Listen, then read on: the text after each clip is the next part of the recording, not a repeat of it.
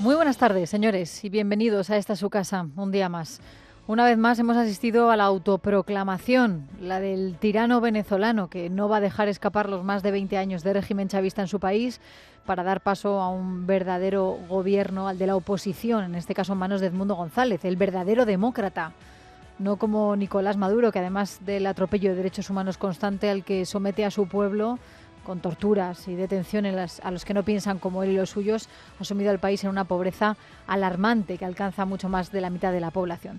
Bueno, a esta hora y ante las sospechas de pucherazo, la comunidad internacional pide auditorías para verificar los resultados, transparencia, pero el régimen de Maduro asegura que tiene un sistema electoral de altísimo nivel, que hacen 16 auditorías al año. Así que, bueno, que nos expliquen cómo son esas auditorías y cómo podemos sacar todos esos datos y de manera transparente. ¿Por qué impidieron entregar las actas a las personas que se encontraban de la oposición en cada uno de los colegios electorales? Esa es la verdadera transparencia. Porque fíjense, al final, el propio Maduro es el que da por hecho que él ha sido reelegido. Soy Nicolás Maduro Moro, presidente reelecto de la República Bolivariana de Venezuela, y voy a defender nuestra democracia, nuestra ley y a nuestro pueblo. Hay que agradecer al pueblo de Venezuela su tenacidad, su perseverancia, su conciencia. Tremenda guerra psicológica que le metieron. Todas las redes sociales en contra y campañas diarias a favorecer a los demonios y a las demonias. No le vale que la comunidad internacional le haya puesto en entredicho los datos que ellos mismos han dado, y lo han escuchado, agresivo y violento. ¿Qué nos lleva a pensar que ha habido pucherazo? Vamos por partes. Lo primero es la denuncia de la oposición. María Corina Machado, ya saben, elegida en primarias, pero que más tarde fue inhabilitada por la justicia chavista, ya afirmaba de madrugada que el presidente electo de Venezuela es Edmundo González. Toda esta información coincide. ¿Saben en qué? En que Edmundo González Urrutia obtuvo el 70% de los votos de esta elección. Nicolás Maduro el 30% de los votos. Esta es la verdad. Segundo, por las trabas a que hubiera, por ejemplo, observadores internacionales, incluso invitados por la oposición, que es lo que ocurrió con el grupo de miembros del Partido Popular, que no pudieron salir siquiera del aeropuerto. Bueno, también por la molestia de los de Maduro a no dejar pasar en los centros de votación en el día de ayer a los representantes de la oposición. No les daban las actas con el registro de los votos, como les decía. Se paralizó la transmisión de los resultados. Esto lo expresó una exdiputada de la Plataforma Unitaria Democrática, Delsa Solórzano, que decían que, claro, esto lo hicieron así como para que no se supiera lo que ya pasó, es decir, lo que ya había votado el pueblo venezolano, ¿no? Y de ahí el llamamiento de María Corina Machado. Por eso hoy le quiero pedir a cada uno de nuestros miembros de mesa y testigos que siguen en los centros de votación, porque nos siguen llegando actas, que ahí nadie se mueve. Y le pido a todas las comunidades de Venezuela que vayan en familia a acompañarlos en todos los centros de votación. Claro, como nos ha recordado nuestro corresponsal Martín Higueras en Libertad Digital, en Venezuela, el Consejo Nacional Electoral no da su primer informe hasta que no ven una tendencia clara, es decir, hasta que no ven el caballo ganador. Y por eso, hasta que no pasaron varias horas, 6, desde que se cerraron los colegios, pues no se manifestaron. Así que hasta ese momento ya había muchas denuncias de irregularidades. Antes del resultado que dio este organismo que preside Elvis Amoroso, que está muy cuestionado además por su cercanía con el régimen, y que fue a las 12 de la noche, 6 horas española. El primer boletín que marca una tendencia contundente e irreversible. Con el 80% de las mesas escrutadas y con un nivel de participación electoral del 59%, los resultados son los siguientes. Primero, Nicolás Maduro Moro, del Gran Polo Patriótico, obtuvo 5.150.092 votos, con un 51.20%. El candidato Edmundo González, de la Mesa de la Unidad, obtuvo 4.445.978 votos, con un 44.2%. Bueno, y tercero, antes del dato final, en el chavismo se aventuraron a ir saliendo ante los medios a decir que ya habían ganado. Qué casualidad, ¿no? El ministro de Defensa, por ejemplo, Vladimir Padrino, o el presidente de la Asamblea Nacional, que además es el jefe de campaña de Maduro, que se llama Jorge Rodríguez. Ahora lo van a escuchar. Es el segundo testimonio, diciendo que no podían dar los datos, pero que sí que podían poner caras, y su cara era de una sonrisa de oreja a oreja. Podemos decir hoy ya, antes incluso de conocer los resultados de la soberanía popular que va a ser transmitido por el Consejo Nacional Electoral, antes de eso podemos decir ya que el pueblo de Venezuela se ha levantado con mucha fuerza y contundencia para rechazar y para exigir el cese de las sanciones criminales sobre el pueblo de Venezuela. No podemos dar resultados, pero podemos mostrar caras.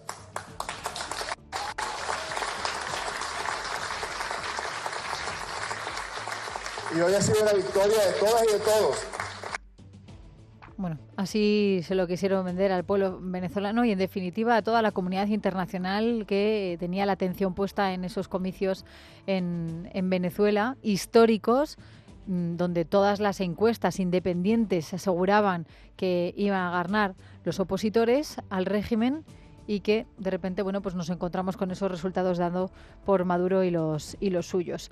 Hay preocupación, mucha preocupación. Ahora, y además lo podrán ver si se asoma a Libertad Digital, la comunidad de venezolanos que viven en España, sobre todo en Madrid, han convocado una manifestación en el día de hoy en Sol, a partir de la Puerta del Sol, a partir de las 7 de la tarde. Antonio de Ledma, el exalcalde de Caracas, es la persona que lidera esa voz en contra del régimen aquí en nuestro país, donde dice que no se pueden rendir, que hay que luchar por la victoria, que hay que salir a protestar y que no hay que claudicar, que ahora tienen el respaldo de la inmensa mayoría de los venezolanos, aunque no tengan los datos exactos. Pero hay que salir a protestar en el día de hoy. Desde luego, en toda la comunidad internacional, en la mayoría, ya saben, los amiguetes de Nicolás Maduro pues no opinan así, ¿no? Por ejemplo, Putin, hoy en Rusia, diciendo que el proceso ha sido limpísimo. Bueno, aquí también tenemos a Irene Montero, que dice lo mismo, ¿no? Y que tenemos que aceptar estos datos que nos están dando. Pero lo que está diciendo la mayoría de países, la comunidad internacional, es que hay que pedir una auditoría. Hay dudas, serias dudas, por todo lo que les estábamos contando sobre esa victoria.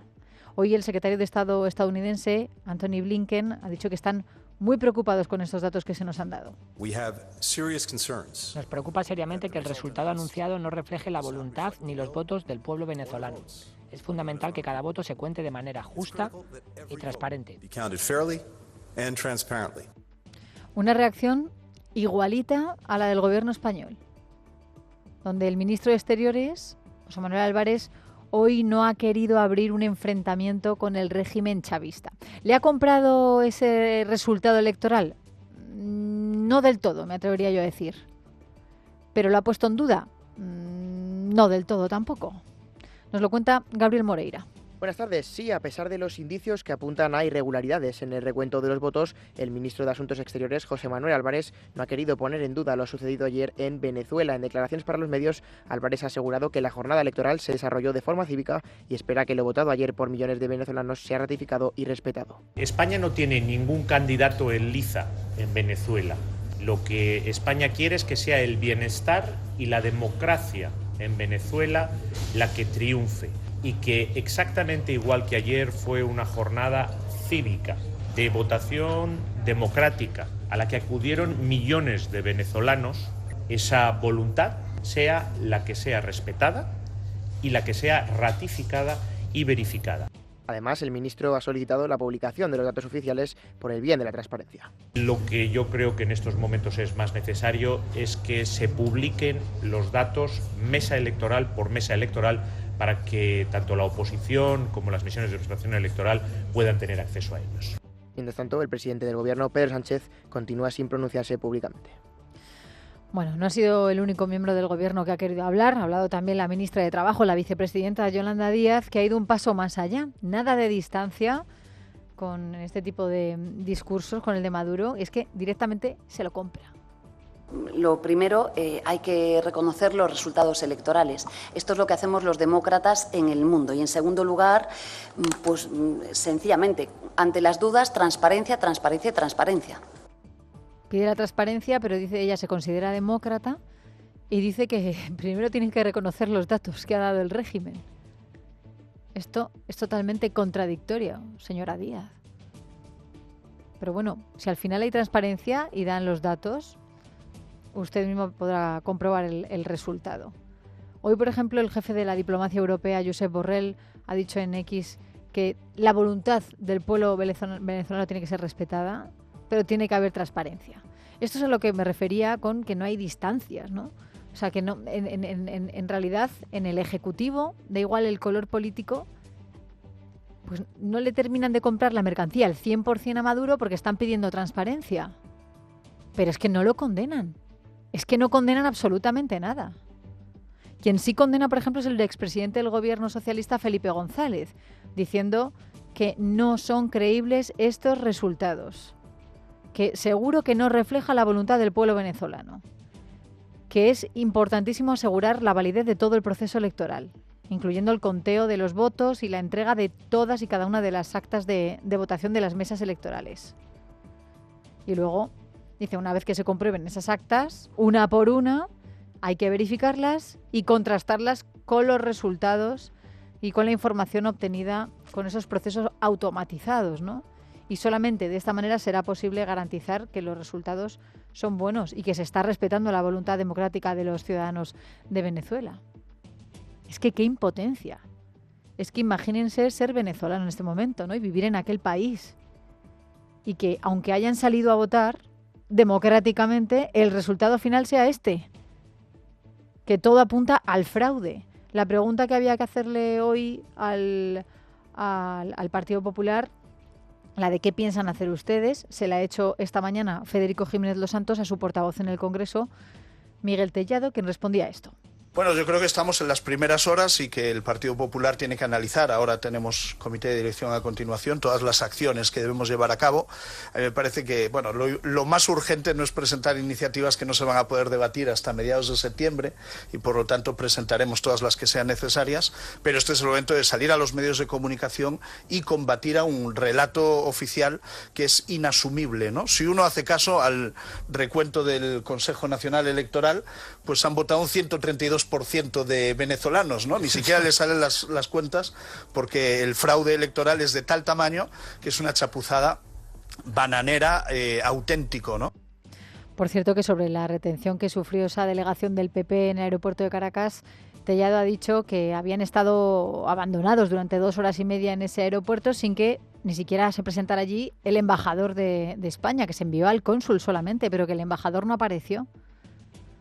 Dice, si el embajador no fue a velar por nuestros derechos es porque tenía un mandato del gobierno de España, ha denunciado, habla en este caso del ministro Álvarez. Y Álvarez ha querido responder en una entrevista en la cadena SER que el Partido Popular miente, porque el PP decidió seguir adelante a pesar de la negativa de poder entrar en el país. ¿Negativa de quién? Pues la negativa de las autoridades venezolanas, de las que se convirtió en altavoz el Ejecutivo Central al decirle al PP, mira, hemos obtenido una respuesta y nos han dicho que no podéis entrar. No estáis autorizados a entrar. Y por tanto, Álvarez dice, el PP miente, pues que no hubiera ido. Y además, ¿cómo han pagado esos billetes el Partido Popular? Esa es la denuncia que están haciendo desde el Partido Socialista. Otra de las cosas que dice Álvarez, dice, a nosotros nos hubiera gustado que esa misión hubiera podido tener su acreditación. No veíamos ningún obstáculo por parte del Ministerio de Exteriores. Esto es curioso, ¿eh? Porque no hicieron nada desde el Ministerio de Exteriores. O sea, ¿qué hizo el gobierno de Pedro Sánchez para que el principal partido de la oposición en España pudiera acudir como invitado a las elecciones de Venezuela? esas de las que presume Maduro que son democráticas. Pues no hizo nada. Y Tellado lo ve como un gesto más de la complicidad de este gobierno con el chavismo. Nosotros recibimos la invitación de la candidatura de Edmundo González para asistir a las elecciones, les contestamos que sí y preparamos el viaje. Somos nosotros los que nos dirigimos al señor Álvarez, yo mismo, a través de una carta, de un correo electrónico, comunicándole que iríamos a ese viaje invitados por la candidatura, y es el ministerio el que nos dice: ustedes no son considerados por el régimen de Maduro como observadores. No, es que no vamos en calidad de observadores, vamos a apoyar a una candidatura. Decía el señor Tellado que se ve claramente la patología del gobierno de Sánchez, que es duro con los dictadores muertos y muy sumiso con los dictadores vivos, y que prefiere una dictadura de izquierdas antes que un gobierno democrático de derechas. Bueno, vamos a hablar de todo ello con don Eduardo Troconis, es profesor de Derecho Internacional de la Universidad Carlos III de Madrid, pero es que además es exparlamentario venezolano del Partido de Acción Democrática. Don Eduardo Troconis, ¿qué tal? Buenas tardes. Muy buenas tardes. En un día como... Gracias, igualmente. En un día como hoy, Eduardo, una persona como usted, ¿cómo se siente? ¿Esperanzado o impotente? Me siento muy afligido. Estoy realmente muy triste de ver cómo en mi país un gobierno canallesco es capaz de presentar un espectáculo semejante. Esto es predecible, esto es increíble, esto es ridículo, esto no se corresponde ni con la sensatez, ni con las buenas costumbres, ni la realidad que prima o debe primar en la sociedad internacional. Yo estoy hasta cierto punto avergonzado de cómo un gobierno, porque no conozco precedentes en el mundo, es capaz de presentarse en una forma tan absolutamente descompuesta, ridícula, asomando cifras que no tienen ningún sostén ni ningún fundamento. De manera que decías muy bien que el fundamento de un resultado electoral como tiene que ser, pues está fundamentado en las actas que dejan constancia de la expresión libre, consentida del votante. Uh-huh. Pero de otra manera no es posible pensar en que vas a constatar una realidad y una legitimidad de la voluntad del pueblo de Venezuela. Al final, Eduardo, bueno, hemos visto a María Corina Machado, lo hemos escuchado pidiendo que, por favor, se sigan vigilando los colegios para hacer el conteo real de esas actas, para que se tenga un acceso al 100% de las actas, a lo que ha votado la gente. ¿Usted cree que eso va a ser fácil de conseguir? Y ha hecho bien, por lo menos, la señora Corina Machado, María Corina, en hacer esa petición, ese llamamiento. Lo hace muy bien y además ella le da sentido a sus palabras, porque ellos tienen constancia de lo que ha sucedido en cada urna, en cada centro de votación. Porque esta vez la oposición, además de haber concurrido unida, se preparó perfectamente bien. Los que han cometido el error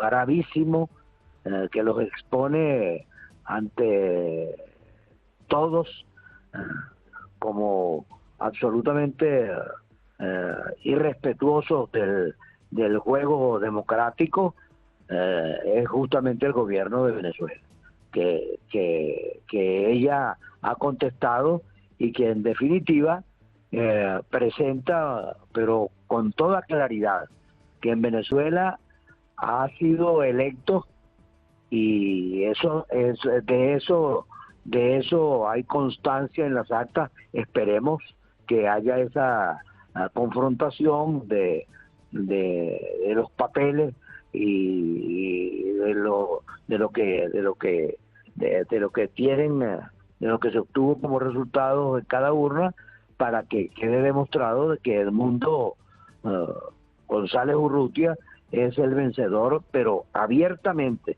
y por una mayoría de votos que refleja el rechazo rotundo a una dictadura, a una tiranía que tiene más de 25 años en Venezuela y que ha hecho imposible la vida entre los venezolanos, porque se han arrollado absolutamente los derechos humanos, los derechos, los valores democráticos, de manera que el Estado nuestro, del venezolano de hoy, de mis compatriotas, y aún de gente que nos ha acompañado en esta gesta, que no es equívoco o calificarla de heroica, bueno, tendrá satisfecha su aspiración, porque todos van a pedir, los organismos internacionales y todos los gobiernos ya están solicitando una demostración definitiva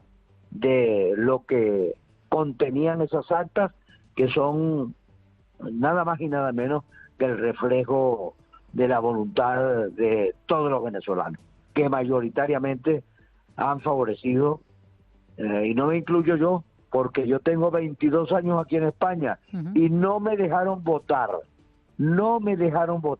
pero así muchos compatriotas que se vieron frustrados en su deseo de hacer, de sufragar, de hacer un ejercicio que nos otorga la Constitución y las leyes de la República. Eduardo, ¿cómo intentó usted votar y le dijeron que no? Pues simplemente fui al centro donde me correspondía hacerlo y me dijeron que usted no aparece en la lista. Y lo mismo una cantidad de venezolanos que encontré allí tremendamente frustrados. De manera que el Estado es de desesperación, pero esto lo va a recuperar el aliento que nos insuflan la gente de la sociedad internacional. Ya, por ejemplo, aquí el expresidente Felipe González ha declarado sobre la incredulidad, el asombro que él ve de lo que ha ocurrido en este proceso electoral. Lo mismo la gente del PP, que no necesita visa para entrar a Venezuela, porque está perfectamente establecido que los españoles pueden entrar sin visa al país. De manera que es una tontería decir que van a acompañar o no van a acompañar, o son observadores o no son, si ellos por lo demás, quienes se habían sido enviados con investidura de observadores internacionales, como lo hizo la Unión Europea, lo rechazaron, no lo aceptaron. De manera que tiene el privilegio el expresidente español, Rodríguez Zapatero. Para estar allí presente, y yo no sé cuál es la razón de haber realizado 40 viajes, o cuál es la razón para que él acompañe semejante tiranía. Si él es el resultado del restablecimiento de la democracia en Venezuela, en España, perdón. Entonces yo no me explico cómo es posible que haga mutis por el foro. Él no dice ni una sola palabra de lo que sucedió en Venezuela. Y el vagabundito de Monedero, pues también está bailando todavía, sí, celebrando el fraude y la absoluta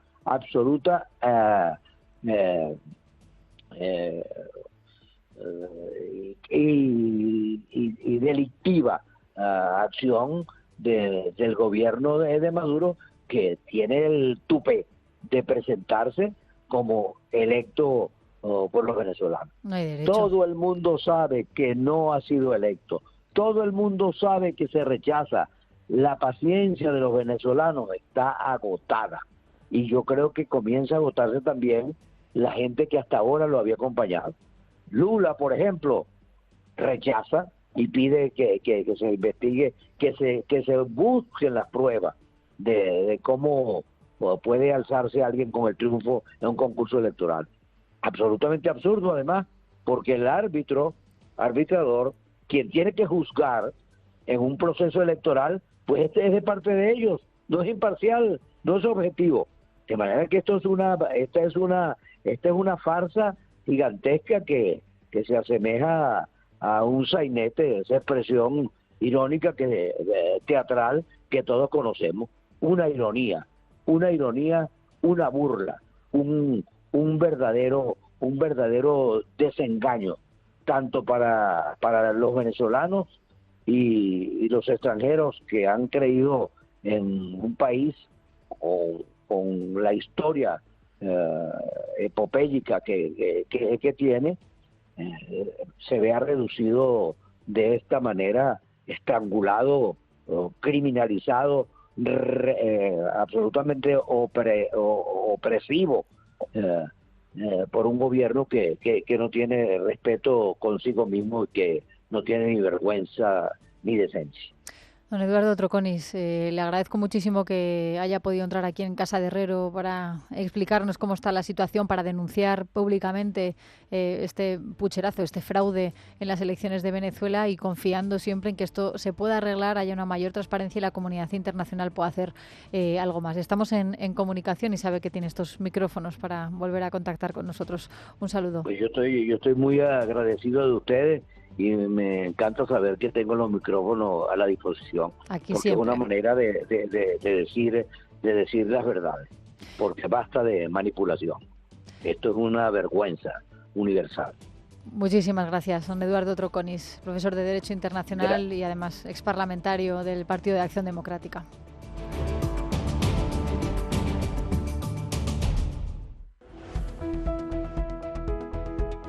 En Casa de Herrero, con Leticia Vaquero. Es Radio.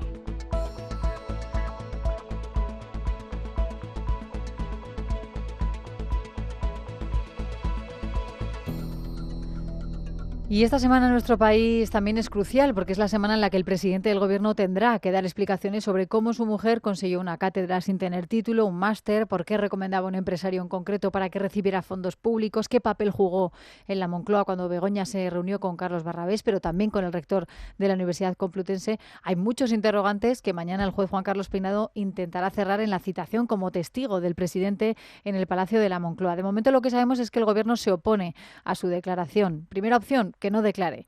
Y esto es lo que ha vuelto a hacer hoy la Fiscalía en el día de hoy, presentar un recurso contra la providencia del viernes redactada, si lo recuerdan, por el sustituto de Peinado, por Carlos del Valle, en la que rechazaba que Sánchez pudiera declarar por escrito, que ese era todo su objetivo. Bueno, pues en su escrito salvavidas de hoy, el Ministerio Público le reprocha a Peinado que aún no haya tramitado los recursos interpuestos contra la testifical de Sánchez, así que pinta que va a tener que declarar en el día de mañana, aunque insiste en que en cualquier caso la ley habilita al jefe del Ejecutivo a que pueda declarar por escrito. Además, la Fiscalía también mantiene que esta diligencia mantenida por Peinado es inútil, no es pertinente y tampoco es necesaria. Ese es el intento para evitar que Sánchez hable. Pero el juez tiene previsto enviar en el día de hoy a la policía y a los servicios informáticos de la Comunidad de Madrid para instalar esos dispositivos de grabación para el interrogatorio de mañana. Así que a esta hora podemos decirles que mañana el juez estará en la Moncloa. Los hay optimistas y los hay pesimistas. En este segundo grupo está el alcalde de Madrid, José Luis Martínez Almeida. Es decir, esto es el silencio de saber que hay mucho que ocultar,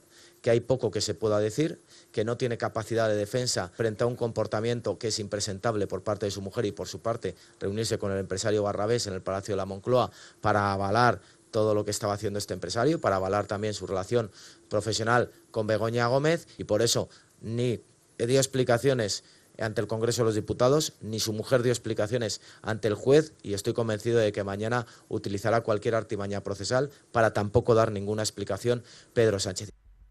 Bueno, ya saben, el bando defensor apunta en varias direcciones. La Fiscalía, como acabamos de ver, luego está la defensa de Begoña con el exministro socialista Antonio Camacho a la cabeza, y luego está el propio Gobierno intentando cortarle la libertad del ejercicio al propio juez Peinado. Miren lo que ha dicho hoy el ministro del Interior, Fernando Grande Marlaska. No hay duda jurídica alguna, es indiscutible que debería ser por escrito conforme al artículo 412 de la Ley de Enjuiciamiento Criminal. Todo lo que no sea eso es, y lo digo claramente, retorcer la ley con un propósito que no es el de la aplicación de la ley en un Estado de Derecho.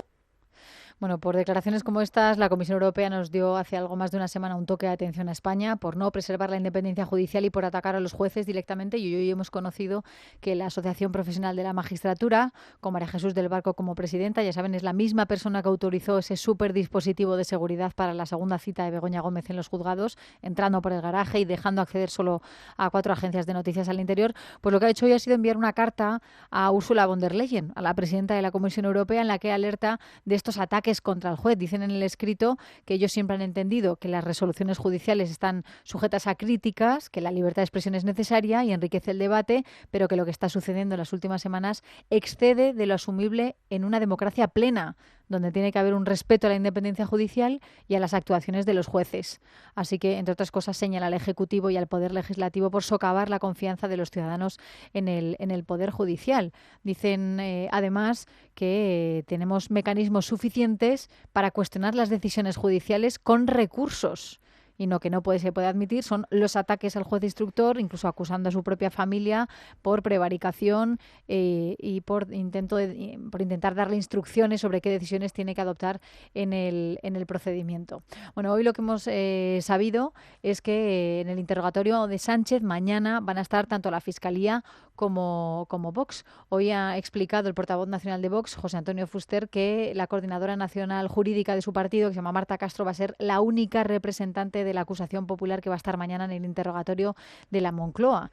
Y es que Vox ha sido designado por el juez como el representante de todas las acusaciones populares, es decir, entre Hazte Oír, Justicia Europea, Manos Limpias, etcétera, etcétera. Pero es que recordemos el escrito de la Fiscalía del viernes. Lo que hizo la Fiscalía fue presionar al juez para poder estar presente en la testifical, porque hasta ese momento no había sido citada, y decían que si no acudían eso podría dar lugar a la ineficacia de la declaración y a que pudiera solicitarse la repetición porque se podría apreciar indefensión, y eso era una infracción del derecho de las partes a intervenir en las diligencias de instrucción. Bueno, pues dicho y hecho. Ahora ya sabemos que el juez ha podido citar y que va a haber un representante de la Fiscalía también en la Moncloa. No sabemos si el juez los ha escuchado o simplemente pues que ha sido una estrategia o la decisión que fuera para citar a las partes solamente un día antes. Bueno, y cambiamos de asunto porque tenemos que hablar también en seno de Cataluña de nuevos avances. El Tribunal de Cuentas ha acordado elevar a la justicia europea la ley de amnistía por albergar dudas de que la norma entre en colisión con la normativa comunitaria. Por ello ha planteado 8 cuestiones prejudiciales al considerar que el desvío de fondos públicos para el proceso puede afectar a los intereses financieros de la Unión Europea. Carmen Arreaza, buenas tardes. ¿Qué tal, Leticia? Muy buenas tardes. Nuevo obstáculo para la aplicación de la ley de amnistía después de que el Tribunal Supremo decidiera la semana pasada recurrirla al Constitucional. Ahora el Tribunal de Cuentas subraya que es muy difícil conciliar la amnistía con la prevención de la impunidad del fraude y la corrupción que persigue el derecho de la Unión Europea. Además, hasta la resolución de esta cuestión queda suspendido el procedimiento que afecta al expresidente catalán, Carles Puigdemont, y a una treintena de exaltos cargos. Quien de momento sí disfruta ya de la aplicación de la ley de amnistía es el hombre de confianza de Carles Puigdemont, Josep Lluís Salai, que tenía abierta una causa por delitos de prevaricación y malversación y que ha sido amnistiado por la Audiencia de Barcelona. Para el responsable de la oficina de Puigdemont, la Fiscalía pedía 3 años de cárcel y 17 de inhabilitación por un viaje que hizo invitado como observador con motivo del referéndum de Nueva Caledonia. Al igual que Alay, han sido amnistiados 2 concejales del PSC que coaccionaron a una cadena hotelera para que expulsaran a un contingente de 500 policías el día 1 de octubre. Paula Serrano. Sí, se les ha aplicado la ley de amnistía sosteniendo que a los exconcejales del PSC de Pineda de Mar, Carmen Aragonés y Jordi Masnou, se les debe cancelar los antecedentes penales derivados de dicha condena y que se debe extinguir su responsabilidad penal. Recordemos que esta condena viene desde septiembre de 2017, cuando los manifestantes independentistas se concentraron frente al hotel donde se alojaban unos 500 agentes y entraron en el lugar pidiendo al director el desalojo de los policías. Durante este encuentro quedó probado que coaccionaron al director, afirmando que de no hacerlo tendría problemas. Por estos hechos, la Fiscalía pedía hasta 3 años de cárcel, pero tras un acuerdo aceptaron 1 año de prisión de inhabilitación especial para todo tipo de cargo o empleo público y al pago de 1/3 de las costas como autores de un delito de coacciones. Gracias, Paula. Y cambiamos de asunto. El presidente de la Junta de Andalucía, Juanma Moreno, ha anunciado este lunes una remodelación a fondo de su gobierno justo en el ecuador de la legislatura. Así es, Juanma Moreno modifica su ejecutivo e incorpora 2 caras nuevas, Rosario Hernández Soto y Carmen Castillo, al frente de las consejerías de Salud y de Desarrollo Educativo. Además, sitúa como nueva portavoz del Ejecutivo a la titular de Economía, Carolina España, y crea una nueva consejería de Cultura y Deporte. Se crea la Consejería de Cultura y Deporte para potenciar 2 sectores que consideramos claves y estratégicos para Andalucía. Patricia del Pozo, que ya tuvo esa responsabilidad en la anterior legislatura y que hasta ahora era la responsable de Educación, volverá a asumirla desde mañana. Y sepan que el juez que instruye el caso de Cerro Muriano ha decidido procesar a 6 mandos por la muerte de 2 militares en las maniobras acuáticas en un lago artificial del campo de maniobras de la base. En el auto se ordena procesar a los 6 militares como presuntos autores de 4 delitos, cada uno de ellos después de que un cabo y un soldado murieran ahogados el pasado 21 de diciembre de 2023 en circunstancias que aún se investigan. Y ahora vamos con la información deportiva.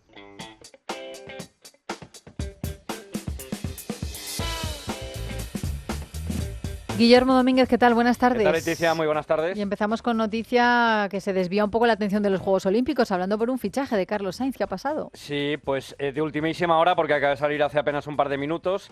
Ya es oficial, se venía especulando, pero como decimos oficial, Carlos Sainz ficha por Williams, el piloto madrileño que vincula su futuro al tercer mejor equipo de la historia, liderando así la vuelta a la cabeza de la escudería y descartando el proyecto a largo plazo de Audi o lo incierto del presente de Alpine. Así que, bueno, pues Carlos Sainz, que va a cumplir 30 años el próximo mes de septiembre, pues la próxima temporada pilotando para el equipo Williams. Y más asuntos, y yéndonos hasta los Juegos Olímpicos, creo que no hay buenas noticias en el mundo del tenis, ¿no? Con Nadal, ¿qué ha pasado? Pues que ha perdido, era lo previsible porque ha perdido contra Novak Djokovic. El primer set un repaso, 6-1, y en la segunda manga sí que ha habido un intento de reacción porque, bueno, se había puesto 4-0 Djokovic, luego había llegado a empatar 4-4 Nadal, pero al final, pues Djokovic, que ha terminado ganando la segunda manga también por 6-4, y ese intento de remontada lo celebraba así un deportista ilustre. Te voy a preguntar a ver si sabes quién es. Oh my God. Let's go, Rafael. Sí. Pues habla en inglés, pero es español. Sí, es español. Es español, es de Andalucía, de Sevilla. Amazing, bro. Otra pista más, de Camas. Let's go. ¿Qué me dices? Pues como ha mejorado, ¿no? ¿Verdad? Sergio Ramos. Sergio Ramos, sí. Mismo, sí. Oye, sí. Pues muy bien, ha funcionado Sergio las clases Ramos de inglés, celebrando sí. el intento de remontada de Rafa Nadal, que al final pues no ha podido ser. A ver si Carlos Alcaraz tiene más suerte esta tarde contra Grigspur. Y a las 9:20 pendientes también de Hugo González, que a ver si nos consigue dar una medalla. Y un breve apunte: España ahora mismo contra Suecia en balonmano al descanso, pierde por un punto. No nos lo perdemos en Libertad Digital. Gracias, Willy. Hasta luego.